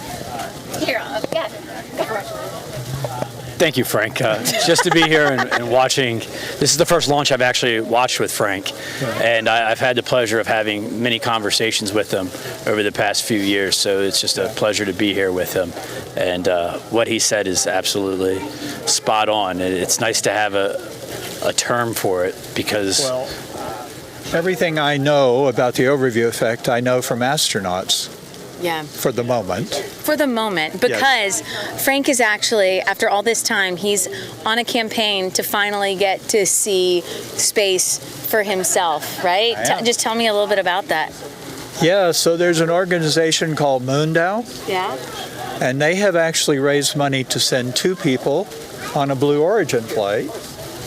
And I told them, I said, if you ever want to fly a third person, I'm your guy. And they said, that's something we've been thinking about. So we've launched a campaign. There's 26 more days to go. We don't have a limit of how much we want to raise. We're just going to see how much we have, and then we'll decide. It's carrier independent, in other words. So if people want to help support your effort to, Yeah. the author of the overview effect, to help the man who has spent so much time talking to other people who have seen it finally see it for himself, what can they do to help you? Well, if they go to Moondao, MOONDAO, click on that, you'll see the campaign. It's all listed there, how much money we've raised. And there's another piece. Contributors may get to go with me. So what does that mean? Anybody who contributes gets to enter a competition for a second seat. Well, okay. Tell me more. There you go, sweetening the deal here. Yeah. All right, so let's all help Frank finally get to see what you've spent so much time writing and researching about. But so, JD, back to you really quick. What did you experience when you saw the pale blue dot of Earth? I mean, do you feel like you felt some of the things that Frank describes? Or what was your experience like? I don't want to put words in your mouth. It's an out-of-body experience. You float, and when you first look back at the Earth, the feeling that you have is overwhelming. it took me probably 2 months to unpack it. Really? Back down on Earth. It takes a long time to unpack, and as I have the pleasure, and I'm just really excited. I cannot wait for the opportunity to go talk to your mother, because one of the things I love the most is talking to other people who have experienced the overview effect, and I've talked to people all over the world that have had that experience, and it's all a little different, but it's all the same, and I really think the world would be a much better place. Because I can't sit here and articulate it to you. You can read Frank's books and the updated iterations, and they do an amazing job of articulating it. But I don't have the words; they just don't exist. But so what you're touching on is exactly what I've been feeling too. And it's why I created Launch Party, because I feel like, in order to get people more interested in space and care more about the collective humanity, right? I think that space needs to be experienced, however possible. And maybe that's seeing an eclipse for the first time. Maybe that's watching a rocket launch like we just did. Maybe it's simply getting out away from city lights and experiencing like a truly dark sky like our ancestors did. But we've got to figure out a way to let more people experience space, I think. I mean, you got such a great taste of that, but... Yeah. I hope we democratize it soon, Frank. I hope you get to go soon. I can't wait for that. I want to be there to see that day. Yeah. And just like you and I have talked about so much, the more people that go, the better the world will be. If we have more people going in their 20s and 30s and experiencing the overview effect and seeing a world without borders and seeing how fragile the Earth really is and how we have to take care of this planet, because everything in space will kill you. And the only place that's safe is Earth. So we have to take care of it. We have to make the world a better place. And people in their 20s and 30s, if they can see this at a young age, they'll be better leaders. They'll run better businesses. They'll be better family people. Our world leaders would be so much better if we could just get them to have that experience sooner. So I really look forward to democratizing space and getting Frank there and continuing his work for many generations to come. Well, my going will just be part of it. I mean, what you're saying is true. The more people who can have the experience directly, indirectly, through virtual reality, looking at the stars, the better we'll be. I really think with Apollo 8, we had a shift on Earth because we had that iconic image, which had really never been seen before, of Earthrise. Yeah. Hey, actually, Craig, do we have that Earthrise image that you could pop up? Thank you. Sorry, I just want people to see what we're talking about. But that's what interests me about this particular mission, is that many people who are alive today, in fact, I would dare say everyone here except me, was not around to experience Apollo 8. And I was. It was at the end of a terrible year. Wars, massacres, assassinations. It was a terrible year, especially for the United States. And it really lifted us up. And I talk about return on inspiration. It's an ROI, you know. And I really hope Artemis can do a little bit of that, because it's been a hard year. And we're not even halfway through it. So I hope it will. And these two missions really follow a very similar trajectory, right? Apollo 8 and Artemis II, they're both essentially slingshotting or orbiting the moon but not landing. That comparison that you just made was when Frank and I first started talking, that was one of the first comparisons you made where I was like, man, you're so right. Like in 1968, the world was on fire. I mean, it was so divided. And then you get the Earthrise photo, like one of the most iconic images of all time, to just completely transform how we think about things and see ourselves. And now here we are in 2026, which, as you say, has already been, we've got war, we've got just horrible things happening all over the planet. But what we just witnessed on this beautiful Florida evening, man, I still can't believe we just saw that. Like, I know. It's like a dream. Like they're all like, what? They're on their, we haven't hit TLI, translunar injection. We're not on the way to the moon yet, but it's a good first step. Yeah, and they'll be sending images back like Apollo 8 did. Not quite the same. But again, the difference in orbital and lunar flight is profound, you know.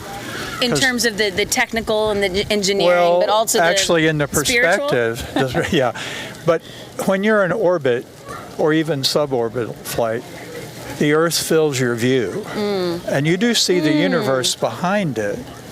But at most you're 220 miles away. They'll be 240,000 plus away. So the Earth won't fill their perspective. It'll be the universe. So it makes a difference. Yeah. And as you said, I think for me, the whole space program is different because I experienced Apollo 8. Yeah. I didn't go, Yeah. as you know, but I experienced it. So I think it made a big difference. Ariane, am I allowed to talk to you? Sure. Can I give you chat. a microphone? Just a light casual chat for old time's sake. I'm so glad that you're here because last night I was sitting here interviewing the new NASA administrator, Jared Isaacman, and I was looking out at what I call the KSC skyline, right? Yeah. And it has changed so much in recent years. You've got this, new launch pads going up. You've got this massive new facility that Blue Origin has built. SpaceX has one too. I mean, you can literally see the skyline changing month to month when you come down here, and Blue Origin is really at the forefront of it. So you all are playing a critical part in the Artemis program, potentially developing the human landing system that will land Artemis 4 astronauts potentially on the surface of the moon. I mean, when you watch a launch like today, that's got to just fire you up for what you do every day at work. Oh, well, I'm biased, right? I'm in the business, so any launch gets me psyched. It doesn't take much to fire you up. It doesn't take much to fire me up, but to see a massive rocket like that go up to space, and it makes a huge difference when you stop and you think that there are people on board. That was certainly the case, because I was there at the beginning of the New Shepard program, and then of course when we started putting astronauts on board, and when you look over your shoulder and you go, wow, there are 4 people on board that are experiencing this, that are rumbling around, that are taking in this flight. It really touches you. Do you mind if I throw the question back to you? You've been asking questions all evening. Yeah, you give me a What was question. it like having your kids here share this experience with your mom, but also with your kids? You want my a little distracting? Answer? It was really distracting. Tommy's trying to grab the mic. Claire was like spilling family secrets, saying that my husband didn't want to come down here for this because he was here for Artemis 1, came down multiple times, it scrubbed twice, and was stuck on a bus for 4 hours. And so this time he was like, it's not going to launch on the first attempt. I'll come down this weekend. And now he missed it. So I found it super distracting. But it was a nice taste of my own medicine because I used to do that to my own mom. Oh, yeah. Right? Like, we've talked about this. Ariane and I both have moms who were, deep into this world. And my mom used to wake me up for every space shuttle launch. And I completely took it all for granted, and I used to get so embarrassed when she would cheer for these launches, and to see her standing over there, and to see her standing over there today cheering, and man, it brought it full circle to have my kids being the distraction for me, like I was to them. What's up? Oh, Alex is telling me we've got Wayne back. I'll come to Wayne in just a second, okay? I want to. Wayne is. There you are, Wayne. Can you stay up here for like a few more minutes? Yeah, I want to just finish talking to Ariane really quick. I'll be over there in just a sec. Wayne's the GM of this incredible hotel that has been so kind to let us host launch party up here. So we're going to chat to him in just a second. Sure. But Ariane, so can I just get like a status update on Blue Moon? Well, I can give you a status update Whatever on. You can tell me. Yeah, well, I know you can't say much. But the reason why I'm down here is actually so we're looking to launch New Glenn again soon, Correct. next couple of weeks, and so I was just down here checking in on the rocket and the team, and really quick, New Glenn is Blue Origin's orbital rocket. Correct. This would be its third. This would be our third flight. We next couple of weeks. Next couple of weeks, our first successful successful flight was in January of last year. Second successful flight was in November. We landed the booster for the first time, which was extraordinary. And this flight coming up in a couple of weeks, we will be reusing that booster. So we're really psyched about it, and rocket's looking good. And as I said, I'm very biased, but I look forward to rocket launches, but especially mine, right? Especially Blue Origin's. And so New Glenn is going to be the rocket that will someday carry Blue Origin's Blue Moon lunar lander to the surface of the moon, which can carry cargo, but also potentially may someday carry Artemis astronauts, Reed and Victor and Jeremy and Christina's successors, future Artemis astronauts. Yep. So we're very excited about that, and just want to send a huge shout out and congratulations to NASA today, because what an inspirational day. We have always said at Blue Origin that we are building, we stand on the shoulders of giants, not just, of course, the decades that have come before of what NASA's done, but what they're literally doing today. Yeah. And they're extraordinary friends and partners, so big shout out to them. What did you think of Jared Isaacman's big Ignition Day event last week, where, I mean, he unveiled this crazy, it's not crazy, it's like what we've all been waiting for, but I think to actually hear it said, like a monthly robotic lunar landings on the surface of the moon. I mean, it's a, like, actually, like, firm dates and blueprints and timelines for when we're going to make this happen. I mean, were you excited to hear this? Are you nervous about trying to deliver? Like, how do you think about it? We are jazzed at Blue. We've been working on this program for a long time. We're excited that NASA and the full country is kind of back on this lunar trajectory, so to speak, and we're excited to be a part of it. Awesome. Okay, Orion, JD, Ron, Frank, I'm gonna go chat with Wayne over here for just a second. One last cheers. Oh my gosh, hold on. To you. Definitely. Guys, that was awesome. To Artemis. Cheers to Artemis, to NASA. Cheers. To Artemis 2. Cheers. And to all Earthlings, really, right? Cheers. We're all astronauts. We're all astronauts. I mean, some more than others. JD over here is, we really- say that we're he all really astronauts, is. and he's like, yeah, right. I'm gonna go talk to your mom over there. So what's really great here is, and JD, you and my mom should go talk about this. We definitely have. My mom has a linguistic debate about, the definition of astronaut. So, away from the microphones, you guys should talk about that. All right, stick around if y'all like. We will.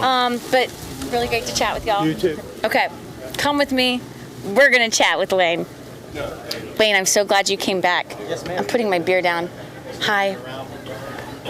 Thank you so much. Oh my gosh, thank you. You guys, this whole thing would never have happened without Wayne. He was one of the first people that I called when I said, hey, I've got this idea to throw like an actual launch party for Artemis II. I just want to commemorate what a special moment it is. And you immediately got it. And we're like, how can I help? So thank you. You're welcome. And what has today been like for you? I was going to ask you the same thing. Today for me has been exciting, and I'm still wearing these badges we made last time when it was Artemis 1, and we put the dates on them, and then scrub one time, scrub two times, and then finally we stopped putting the dates on it. But this is one of the first ones that we made that had August 29, 2022 on it. So we didn't make any this time. I'm glad Artemis went, because we probably would have been out of food for tomorrow. So it kind of worked out that way, but I'm glad that we were part of your inaugural launch party, and I think it went really well. I do too. Wayne, Wayne and I were both saying this morning, we were like, gosh, like, just selfishly, forget about NASA and the astronauts where it really matters, just selfishly for you and I, we were just hoping it went on a first attempt, because the amount of planning that goes into preparing for events like this is it's a lot, and I think it's one of the barriers to entry for people that are trying to come and experience a rocket launch for the first time is you get intimidated by what it costs to purchase a flight or a hotel or all of those things. Then you're worried it's going to scrub. And so I think what you all do really well here at this hotel, and what I'm trying to do with Launch Party, is create an environment to where even if it scrubs, even if it doesn't launch on a first attempt, that people who come down here to Florida's Space Coast still have a good time and feel like they mostly got their money's worth, right? Right, exactly. And, you know, when we first opened the hotel, my concern was that the guests wouldn't understand that it wasn't us that was scrubbing the rockets. And so that was one of my biggest concerns, but everybody's been very understanding. And I think there might be another launch tomorrow morning. Unrelated Really? to NASA, yeah. I'm so dialed in on so this. whoever got to stay here tonight, if that's still the case, if that's still on schedule, they'll get 2 launches. You get a twofer for it? A twofer, yes. You know, this is a Courtyard Marriott, but this is unlike any other Courtyard Marriott that I've ever stayed at. And it is such a unique hotel. And I mean this from the bottom of my heart. When you stay here, all you do is run into space royalty. I mean, it is NASA Administrator Jared Isaacman was here last night, came here night before launch for a 30-minute interview right here. The NASA comms team was here. You had former astronauts. You have people working with the Orion spacecraft who are going to be in the firing room today. Like, it is just a who's who of people who have helped this moment happen. And it's just every time I come here, I'm like, wow, this place is so special. It is, and we did that on purpose. Our parent company, Delaware North, has run the Kennedy Space Center Visitor Complex for decades. And we wanted to have a hotel near, at, or close to the Space Center complex, so that's how this hotel came to be, and that's how we have all the synergy with the visitor complex, and that's how we got all the space touches. Had Marriott approve the things in the rooms and the extra decorations and theme, so it worked out for everyone. And I mean, it is, every room has like little like astronaut laser lights, right? I actually have them in my kid's bedroom at home. The space bar in particular, where we are now, is also just a super special place. I mean, I think it's the closest rooftop bar, closest bar to the launch pad for Correct. sure. Yes. I mean, I can't imagine a better view. And you know, as I say this, I'm looking at the amount of traffic that's trying to come over the bridge right now. Yeah. Do you see that? Whereas here we can just relax, eat dinner, have a sip of our beer, and have a good time. So, what'd you think of the launch? I mean, you see launches every day here. Yes, Did this one stand out? Did it live up to the hype? Yes, it was great. Every launch is great, but that one was very special. You know, It's been a long time coming. I was encouraged by Jared Isaacman's words yesterday about how the pace is going to pick up. And, I mean, your business is going to pick up. You need you can a bigger tell the place. Artemis launch. I know we do need a bigger place.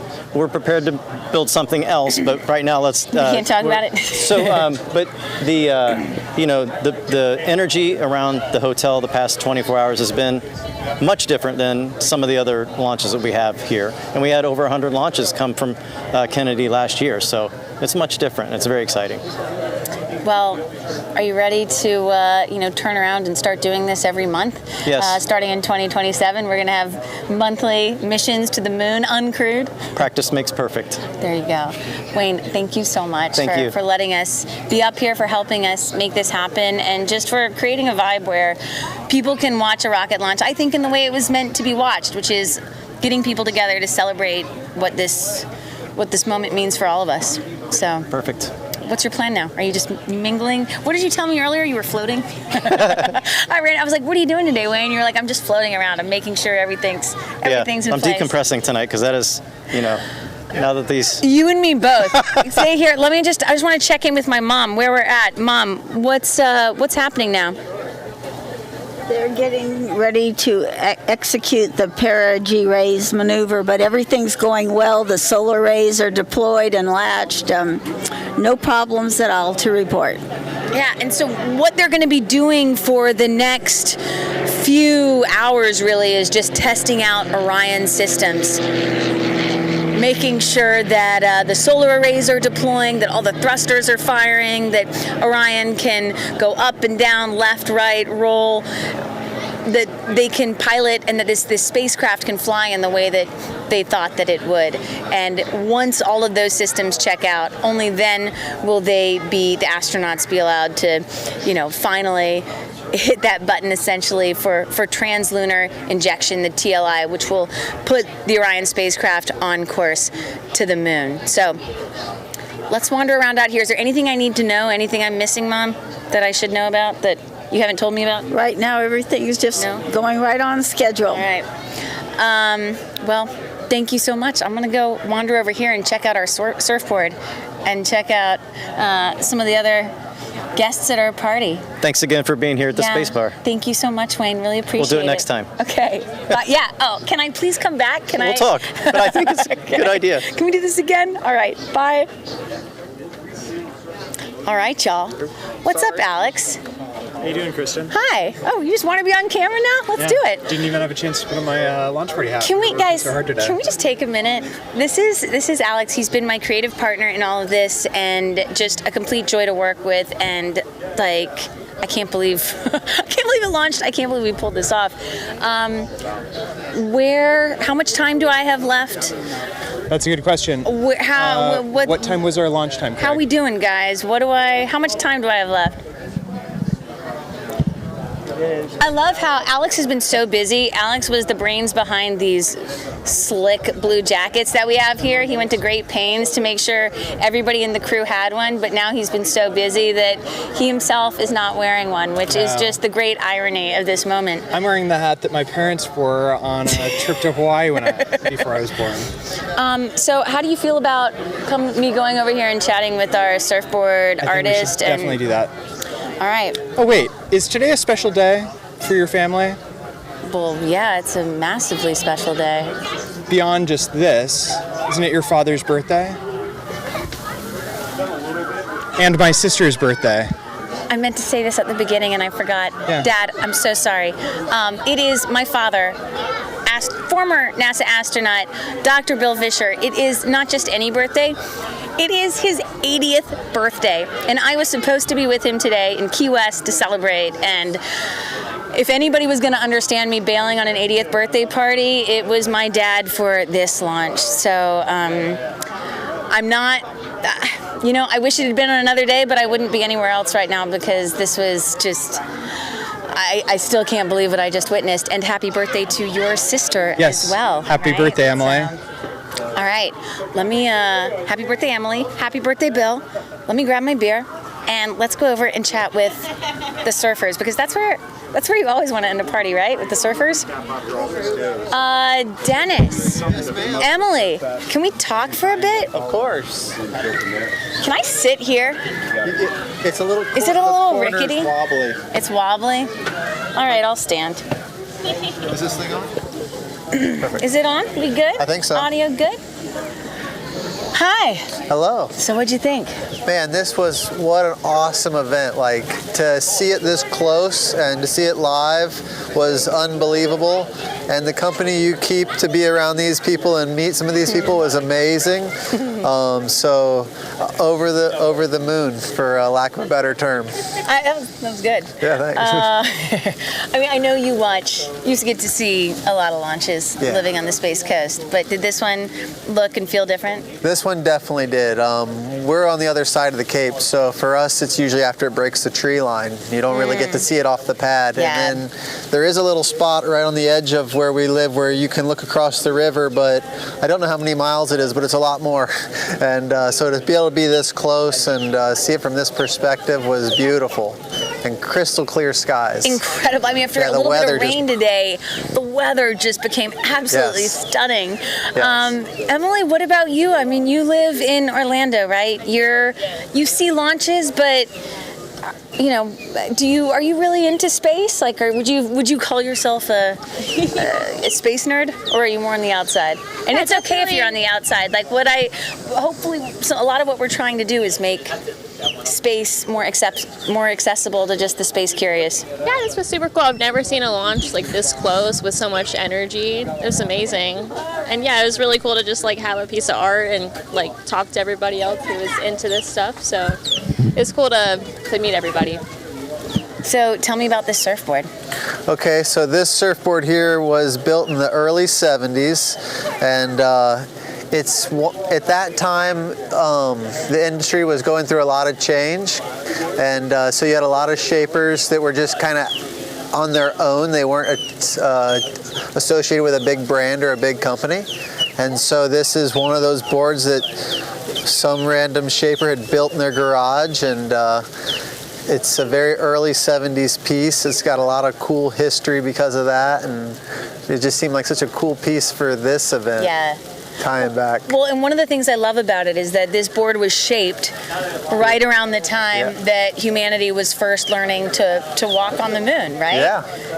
And so here we are more than half a century later, and I just thought it would be a very fitting tribute to be able to, you know, have this board with this painting and your artwork, and be able to give it to somebody who helped make this moment happen. So absolutely. Can't wait to see who gets it. Thank you for donating the board. Oh, thank you so much. Did you have fun painting it? Yeah, so much fun. I never get to paint stuff like this, so thank you for commissioning me. It was so much fun. So for you, what did it feel like to watch this it's launch? So cool. I mean, so cool. Did I get you hooked? Are you gonna follow this more? And yeah, in 10 days or however long. I can't wait to see the update, and hopefully everything goes smooth. And yeah, it was cool just to like see a piece of history with all these really, really cool people with like high energy. Yeah, I'm really excited. So, Dennis, do you think that, you know, this whole area, the Florida Space Coast, has really just been booming lately, right? And I'm sure you have mixed feelings about that, right? Because a little bit, you know. It's probably good for business, but you also don't want to see your home change too much. We have a sleepy little beach town that's so beautiful, and you go back and you watch the old I Dream of Jeannie movies, and it kind of speaks back to the time of our little beach town, and now you see it growing so rapidly, and the growth is a little scary, got to be honest, to see hotels and new businesses just, you know, coming into our area in such such a short amount of time. But you know, with the change is positivity, you know, so it's been really cool to have this happening and to be kind of here and a part of it. It will be interesting to see if we can keep our sleepy little beach town a sleepy little beach town. But we are ground zero for space now, I guess. Well, and this is just such a special, like, I've truly been coming here since I was a kid. I need to take a surfing lesson from you. Yeah, let's go. But I've been swimming in the waters for a long time. And I just think that this place is, to be able to watch rocket launches and surf on the, I mean, it's so special. Yeah, for me, growing up, there was a place where I lived as a kid where there was a creek just big enough to put a boat down. There was a bridge and a walking path and a railroad track that all intersected at one point. And I thought to myself, that's what's so cool about Cape Canaveral. From here, you can leave by any mode of transportation possible, including space, which is such a great point. How many places can you leave by boat, ship? I can hop on my surfboard and paddle away if I wanted to. Boat, ship. I mean, however. Cruise ship, surfboard, you think of it, and we got it right here. That's awesome. Pretty rad. Well, one of the things I want to do is, it actually pains me to do this. Like, as I'm standing here, I'm like, can I just keep this for myself? I know, I wanted one too. Really? That was like, we need another one for the shop. Damn it, like, I want this for myself. I actually thought about killing this whole, like, giveaway idea and just commissioning you for it and just taking it home, but I'm not going to do that. And I just want to thank everybody who's entered this contest, because it takes a lot of money to do what we're trying to do. You know, it's not easy to do a live show without the backing of a major network or corporation, and we're really trying to do this independent and with complete and total freedom, and to do that really takes all of you to help make that happen. So thank you for your donations, for helping to make this show happen, and we'd really like to make this only be the first of many and the beginning of a true launch party franchise. Like, I don't want to just do this for this launch. I want to do this for every major space moment in the future, be it eclipses or Starship launches in Boca Chica, Texas, or go out to Vandenberg or European launch sites, New Zealand. Like, I really want to make this a global event. So I really appreciate y'all's support. And I have the winner of the Surfboard giveaway. I'm going to let you read the winning name, okay? Awesome, it's only fitting, all right? So exciting. Right here. Drum roll, please. All right. The winner is Nick Page. Nick Page. Unreal. Congratulations, Nick Page. Yeah. We're very jealous of you. Thanks for all your support. I will contact you, Nick, after this is all over, and we will figure out a way to get this beautiful surfboard to you. So thank you so much for your support. Is awesome. Thank you for donating the board. Thank you. And thank you for just like capturing the spirit that I was trying to bring into this launch party as we celebrate, space, but also the place that made all this possible. Yeah, and I'm super excited. I'm super grateful for being a part. I have a feeling, and I'm in a big hopes that what's happening in our space industry now is maybe the rebirth of what happened in the 60s back in Cape Canaveral. Those young surf families, or those young engineer families bringing their kids to surf and bringing those were that first wave of pro surfers, and now we're having it happen all over again. And so for me in my world, many young families with young little surfers to come, and our area can grow that great history that it had back. Yeah. And so it's exciting for us too. It's been so wonderful to see the resurgence of this area. It did decline a bit after the space shuttle fleet retired in 2011, and it's really come back. And it's so, every time I come here, I'm like, man, I need to get a place down here. This place is pretty radical.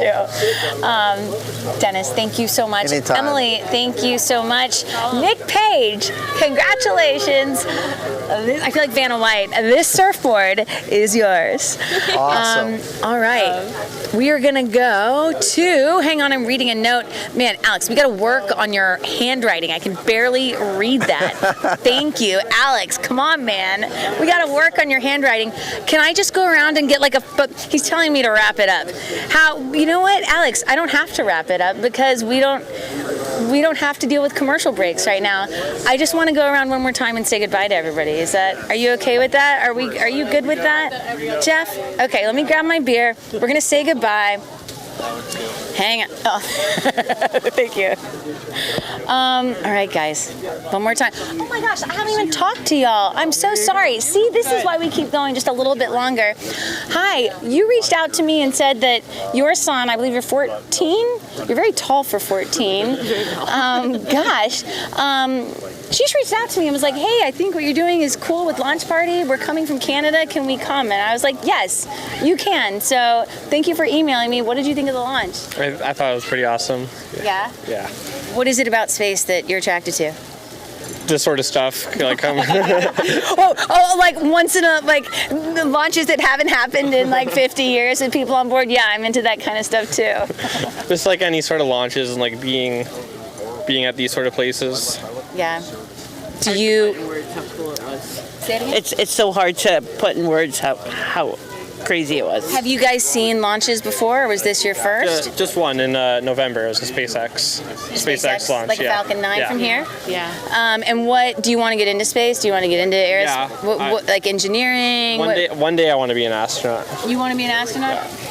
Nice. Well, hey, go talk to that one right over there. She loves, I'm serious, she loves nothing more than talking to kids who want to be astronauts, and maybe she can do a better job of convincing you than she did of convincing me. But I really took this whole thing for granted. Like growing up with two parents as astronauts, I did not appreciate it, I think because it was so normalized in my life. And now I have regret, and this is my way of trying to make up for it. So feel free, now that she's no longer monitoring mission control, feel free to just go over there and talk to her, okay? It's really nice to meet you. Thanks so much for reaching out. Frank, how you doing? We're wrapping up the show, but I just wanted to check in with you one more time and say thanks for coming. Yeah, and I really think you said you have regrets, but not too late. Not too late. Not too late, so. Not too late to make some amends, right? Well, it's not making amends. You could experience space. Oh, I see what you're saying. I thought you were, Yeah. You know, it's something that, it's so funny. I was just talking to my mom about this because she actually wanted me to, we're just going to spill all the family secrets right now. Okay. And I can say this now because New Shepard has been paused, but Blue Origin's New Shepard suborbital space flights, my mom was trying to get me really hard, was lobbying me hard to try to, raise funds to do a New Shepard suborbital flight, which I would obviously love to do. But man, I have 2 little kids, and I was wrestling with that in my own mind. Like, how do you balance the risk versus the desire to experience and see what we all want to see? And I hadn't made a decision in my mind when, New Shepard was paused and no longer is offering those types of flights. But you're right, it's not too late for me, Frank. Neither is it too late for you. No, it's not too late for us. Guys, we're gonna go. Guys, let's get this guy to space. Forget about me. Let's get Frank White to space. Tell them one more time what people need to do to help you in your lifelong quest to experience the overview effect, the phrase that you famously coined. Go to Moondao, MOONDAO, click on it, and you'll see the whole campaign there. And you should go, because maybe you could be the +1. My mom would kill me if I flew to space without her. Absolutely kill me. That's grounds for not talking to me for a year. Frank, so good to see you. Thank you. No, not see you, meet you. We've talked on the phone. We've, emailed, but man, it's really nice to finally meet you. Such an honor. And Rachel Lyons, you and I both know Rachel. Yes. She has become one of my new favorite people. She is wonderful. She's so special, and she was so kind. She couldn't come here. I invited her to the launch party, but she threw a virtual launch party. So Rachel, if you're watching, thank you so much for your Hi, Rachel. Love you. Support, guidance, all of it. Really, next time you're going to be here. So thanks, Frank. Thank you. Thanks for all you're doing. Oh, gosh. Pleasure is all mine. Let's go say, but of course you found this guy and you're talking to the brewer of beer. I know you, Ariana. What are you coming up? We're just wrapping things up, and before we say goodbye, I just wanted to, have some final chats. What are you guys talking about? we were just talking about what an incredible community, space community is here, and especially having you feel the passion down here. Small business owners are supporting us. We go back and we support them as well. And to see, especially this area, the transition from coming out of kind of post shuttle through now, this place is en fuego. This place is off the charts, taking off. And so Blue Origin certainly is a proud to be here, and we're not going anywhere. So get the brewery going, buddy. We'll be down. Cheers. I was just talking about that with Dennis over there, and it's so amazing to me though that this area is prime viewing for humanity's greatest adventure, and that it's not more built up yet, right? I mean, Titusville still feels. You're cringing. So What's the? I know it's one of those sacred things. It's the hidden gem. All right. So I'm 3 generations that's lived in Brevard County. So I've got to see a lot of growth and a lot of expansion, and then and we love it, we appreciate it, and then it starts to get a little busier, but it's the best path for us. So it's that embrace, it's that change, it's embracing that change that the county's evolving and continuing to grow and embrace that growth, because we need it. But 2, it's not stopping. Blue Origin's not going anywhere. No. There's going to be more and more. It's not going in. Yeah. It's only getting bigger. Yeah. So it's exciting to be on that cusp and to watch it, to see it. I mean, I can only equate it to a mother to see to have the child and then see it grow. It really feels like after all this time, people who follow space, we have been it feels like we have been waiting years and years and years for real progress and change, like what the Apollo astronauts had been asking for, and now it feels like I'm almost emotionally hedging here, but it almost feels like we're here now, right? Where things are rapidly changing, and we are going to begin to see things really take off here at Florida's Space Coast, right? 100%. Yeah, I mean it is just more launches, more people in space, more satellites in space, all of it, frankly, for the benefit of Earth. I think you're going to see more of that, and you're right. I think it's today also represents an opening of a new chapter as well for the lunar part of things. It's an exciting time for those of us that are in the space industry that happen to have entered at this period. We're very lucky, and I think I'm not alone when I say we recognize that we're lucky and we're very proud to be contributing. I am so lucky to have both of you. She texted me yesterday, and I was like, "What? You're here? Like, yes, please come." And for you guys for like responding to my Instagram DM, I just slid into their DMs. Yeah. No. It's all good. It's all good. Thank you for the beer. I'm still nursing my first one. Oh no, please do. So. Yeah. Hey, if I can say one thing, and I think we'll all agree on this. Sure. Like we've come such a long way. We've got so much farther to go. Yeah. And we'll get there by working with each other. Well, and that's just one more thing. Sorry, guys. I swear we're going to wrap this up in a second. The last crew press conference that the crew gave, I was so struck by Victor's comments after, there's so many firsts on this mission. The first woman to deep space, the first person of color to deep space.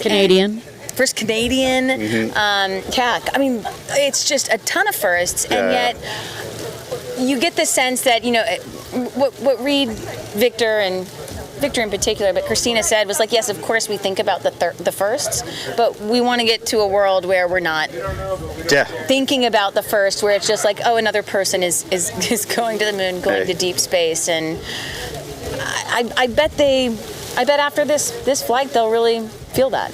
Yeah. So, no, I agree. Yeah. We could always do better, and we will. Yeah. Because we'll work together to get there. Well. Oh, go on. No, you're good. I was going to point at the moon, but there's no moon up there. But there was, though. Last night, I was interviewing Jared Isaacman up here. It was a full moon, Artemis II rocket on the pad. I was like, what? Wow, it was so special. Yeah. I was like, pinch me moment. It really was. So, anyway, Orion, we're going to wrap this up. I want to talk to you when the cameras go off, too. Stick around. Thank you. Thank you. Cheers. No, we're glad to be a part of this all. Congrats on an awesome webcast. Thank you. Thanks, Orion. All right. Cheers. Bye, y'all. All right, we're going to wrap it up. Oh, my gosh. Hi. How are you? It's so good to see you. Good to see you. Congratulations. I heard you've been knocking out of the park. I hope so. I have no idea how we're doing. Oh, my gosh. This is Stuart Holliday. What is your title? I'm the Chief Public Affairs Officer. And I'm Chief Public Affairs Officer for Lockheed Martin. Yes, and I'm delighted to be here. Our founding sponsor. Thank you. Exactly. I can't thank you enough for helping make this happen. Well, we're honored, and what a great day for America, and we're all celebrating tonight. And thank you for everything you do to bring awareness of space and innovation and bringing more people into it. So, cheers! I just wanted to say. Do you need a beverage? Yes. No. No. I do not. We will edit. Hey, are you leaving? That's it. I just wanted to say hello. Okay, it's really good to see you. That will be off the record. Okay. Right? Okay. No, we're live. I swear, we're live. Well, that's great. I swear. It's good to see you. Good to see you, too. Thank you. Good to see you. All right, bye. I mean, we have been going longer than anticipated, so hey, we're still going. Guys,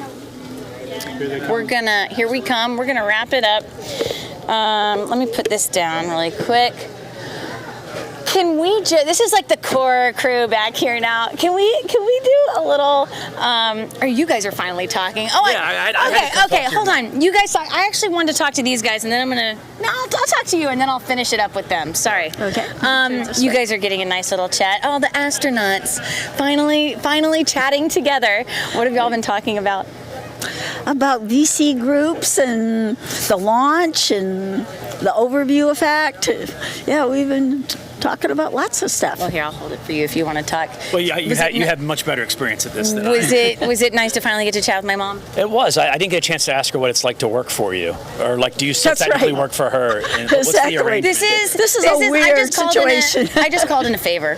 So, I said, hey, Mom, like, would you please come man my mission control? And I don't think she really knew what she was getting herself into until she sat down. And I was like, Mom, I need you to be my eyes and ears. Watch this. So, well, I love listening to feeds and knowing what's going on. I can't stand just watching without hearing what's going on. So that was perfect assignment for me. And I brought her coffee this morning too. She did. She's been working. I'm a mom, She's made my day so much easier. So Mom, this has been such a treat to have you here. I love you so much. Well, honestly, thank you so much. This has been so proud much of you. fun to do alongside you. Are you kidding? I'm proud of you. Right. So I'll let the three of y'all keep on talking, and I'll take your microphone away so you can have a private conversation. I'm going to wrap it up with my team over here. JD, Frank, thank you. Thank you. Yeah. Mom, you're free now. Your duties are done. You can have a beer. She really wants a margarita. A skinny margarita? Can we end it over here, guys? My gosh, I need to just sit for a second. We can sign off together if you want. I want to sign off together. Wait, I want to tell people a little story before we go. Okay. It's going to be beautiful once it gets a little higher. Hold on. What's up, Alex? Let's cut to this camera. Cut to this camera? Craig's switching and tell me where to look. All right, you got it, bud. Can I just say I really like how our tiki bar skirt is now blowing up in the wind. It's a nice touch. We had like a mini hurricane this morning, so this is the calm finale. So, guys, I want to convey to y'all what it's like to plan for a live show like this when you're covering a launch. It's like planning for a wedding when you don't know when the wedding is going to be, and you're not sure if it's going to be, you don't even know what month it's going to be, you certainly don't know what day it's going to be, you don't know what the weather is going to be like, and when you're doing it where you have to fund it with corporate sponsors because you don't have the backing of like a major news organization like I did for so many years, the sponsors change with each launch window potentially because they may be here for one launch window, they may not. So to finally get this funded, to finally get this all-star team assembled, and to finally be here, and we were so excited, we had everything ready, we were good to go. And then it started raining. And we had all these fancy lights that we wanted to set up, and we couldn't test or set anything because it was really raining. Did you have some dark moments earlier today? It was a little chaotic. It was a little crazy. Yeah, we had like a 6-hour setup window that got condensed down to like 15 minutes, and there's a show. We had a moment where I was like, man, it's here. Are we actually on? Have we been on this whole time? Man. Well, it's been such a pleasure to work with you, Craig. Thanks for sitting next to my mom and helping her through some technical glitches.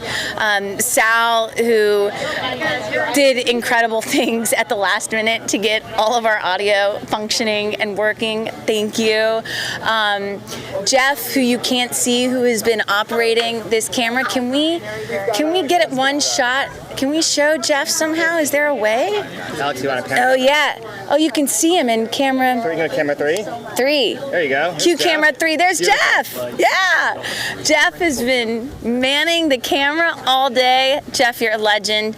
And of course, Alex, executive producer, director of photography, and my creative partner. I mean, man, couldn't have done this without you. Thank you so much. And thank you. Which camera should I talk to? This one or this one? I'm going to make a final goodbye. Talk to Jeff. Jeff.